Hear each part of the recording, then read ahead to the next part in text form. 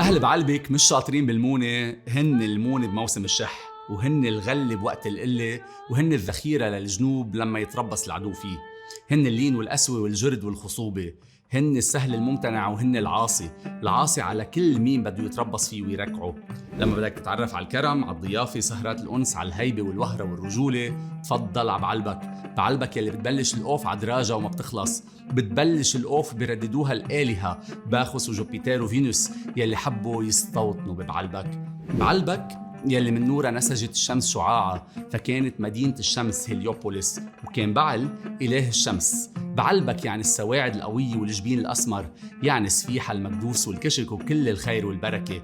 بعلبك جارة الشام والكتف على الكتف، والخبطة الهدارة بالدبكة وبالدلعونة، فهي اللي يعول عليها بمد يد العون وقت اللازم.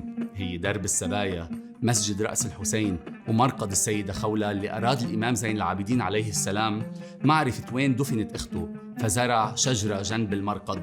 شجرة جعلت أرض بعلبك خصبة، مش بس بالإنتاج الزراعي بل بالعز والنخوة والشيم. بالنهاية مثل ما قال طلال حيدر، بعل اللي كان بحبها ملبك، بده هدية للشمس عمر لها بعلبك. وأنا مثل فيروز، قلبي مشبك بدراج بعلبك. وإنتو شو بعلبك بالنسبة إلكن؟